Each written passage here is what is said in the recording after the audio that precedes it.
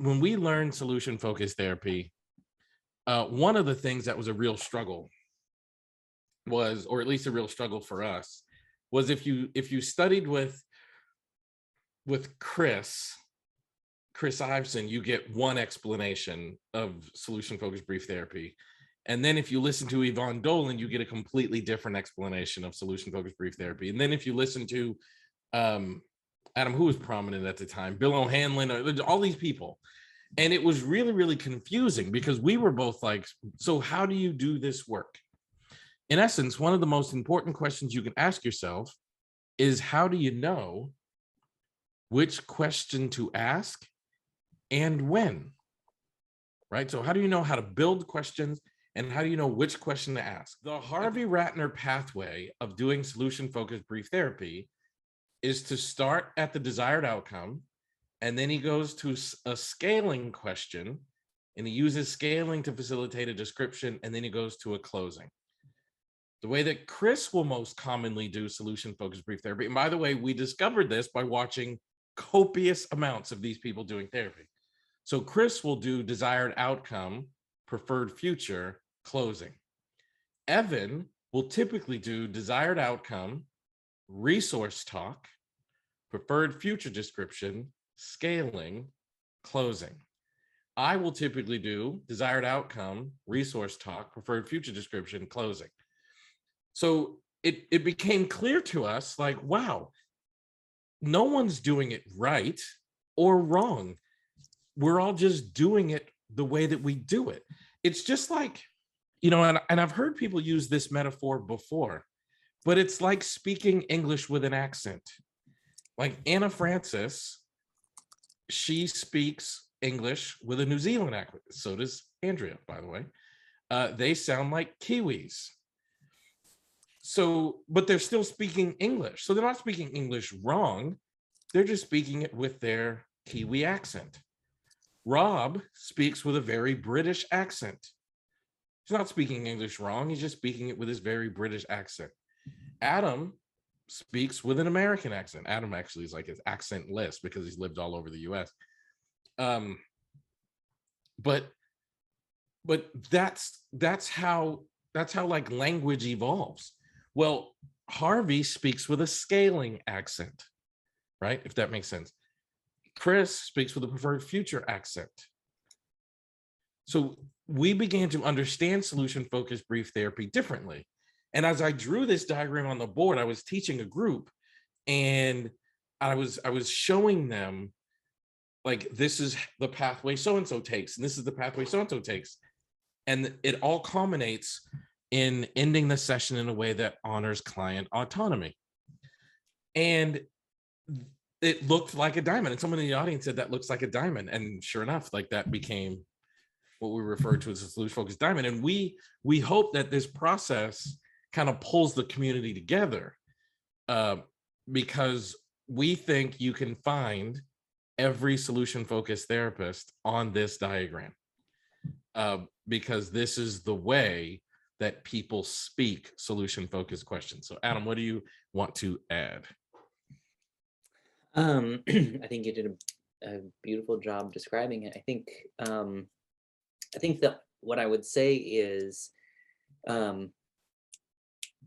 one of the things that also led to this diamond is that Elliott and I both had, I guess I would say, complaints about phrases that people would use in the solution-focused community that we didn't know what they meant, right? So oftentimes we would hear people say things like, an SFBT therapist leads from one step behind, or the therapist's job is to tap the client on the shoulder.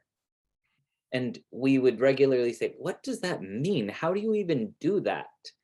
And so one of the things that kind of led to this exploration and trying to discover is that we really just wanted to know, like, what does it look like? How do you actually do it? What's the job that you do? And I think that this diamond hopefully removes the need for some of those phrases that we don't have clarity about what they mean. I think when we think about that gray bar down the left side of the page, where you get a desired outcome and then you describe that desired outcome, it makes really clear what our job is. Our entire job is to have a conversation about what the client wants. And then those blue circles give us the modalities of which we can use to have that kind of that kind of conversation. We could talk to them about how they do what they do, right? Resources. How do you know you're the kind of person who's capable of that desired outcome? We could have a conversation around, if that desired outcome showed up, what would it look like? We can have a conversation about, when in your life have you had the desired outcome before? And so I think really what this does is it helps us to utilize the solution-focused language without those phrases that don't. Now, another reason why we think this diagram is so important is, how many of you guys have ever been stuck in a therapy session where it's like, I don't know what to do next. Like, I don't know what I should be asking or where I should be taking the session. Like, how many of you guys have ever experienced that when you're using this approach? The most common reason, and by the way, my hand's up too, the most common reason that we experience that is we've gotten lost in the forest. Like we got lost somewhere in the words. And that makes sense, right? If I ask a client, what are your best hopes from our talking? And let me tell you how smoothly and how easily it is that we get ourselves stuck. And again, no judgment. I'm there too. So we ask a client, what are your best hopes from our talking? And the client says, oh my gosh, I don't even know how to answer that question. I'm so frustrated and sad and struggling. I just want things to go the way they used to be. And now in your head, you're like, ooh, did they answer my question about the desired outcome? Since they mentioned they want things to go back to the way they used to be, should I start asking about exceptions? So what Adam and I realized is, if you can prevent yourselves from getting lost, then you're much more likely to always be on track in the session. And Adam started saying something in our teaching. He would say it constantly. He'd say it all the time. And Adam started saying, you have to know where you are in the session at any moment. Like Adam would say, I should be able to pause the session and ask you, where are you in the session? And you should be able to say, I'm trying to get an outcome, I'm doing a description, or I'm wrapping up the session in a way that honors client autonomy. And a lot of people really struggle with that. And we hope this diagram will help people to stay on track more. So Adam, I want say a little bit about that, like why you thought it was so important that therapists should always know where they are in the session and what they're doing. Yeah, I think so. One of the things that led to that is I listened to the guys at Brief, Chris and Evan, and they would teach what they called the diploma course, right? So they would teach a course where they were really trying to help people master solution-focused brief therapy. And one of the things that they noticed when people were struggling with solution-focused brief therapy is that they noticed that it wasn't necessarily what we would typically call the techniques, right? People could ask the best hopes question. People could ask the miracle question. People could ask scaling questions. They had mastered the techniques of solution-focused. But one of the things that they started to notice is, and they would ask people to record themselves doing therapy and then transcribe the recording. And then they would submit that as a demonstration that they were becoming proficient in solution-focused brief therapy. And one of the things that they noticed about people who tended to struggle is that they would listen to what the client said. They would listen really, really carefully. And they would pick up, like oftentimes the client would say one sentence or two sentences or even a paragraph, right? It didn't matter how long the client spoke. People who struggled tended to pick up the last thing that the client said. And they would ask a very solution-focused question about the last piece of what the client said. And ended up happening as they would do that is that they would just kind of meander around. There was a lack of continuity in the session. And so we started thinking, how do you help people to navigate that process? If they're not supposed to pick up the last thing that clients say, how do you help them to identify what part of what the client says they're supposed to pick up, right? Because we all know that this is an approach that's based on language. This is an approach that should utilize the client's language. And so we started thinking, how do we help people recognize which part of what the client says they should pick up?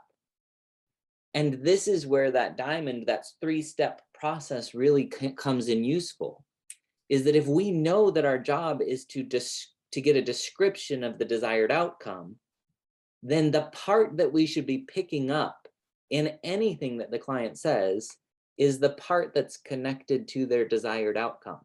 When has that outcome been present? If it's present again, what will you notice? Who else would notice that your desired outcome is present, right? And so the desired outcome became an anchor that we should see in a solution-focused session over and over and over. And oftentimes people say, well, what happens if the client doesn't answer your question? Or what happens if they say, I don't know, or right?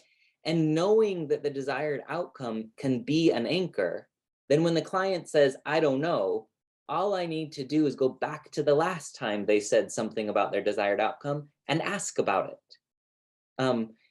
If somebody goes on a really long tangent and they say, yeah, that thing happens once last week, but then let me tell you about all the 6 other days where it didn't happen, right?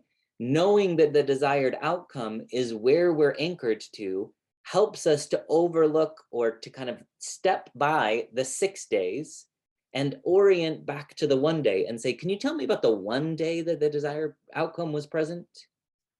And so we should know where we are in the session, because if we don't have a desired outcome, we can't do anything else. If we have a desired outcome, we should know that we're now going to describe it with as much detail as possible. When we know that we are in the preferred future, then we know that we should ask questions that are consistent with the desired outcome is going to show up. If we're in the history of the outcome, then we know we're talking about way back when you had this outcome before at its very best, what was different, right? So if you know that the desired outcome is an anchor, it also helps you to know, where am I in the session? And therefore, what's my job? And therefore, it helps us to orient to what part of what the client says should I be paying attention to.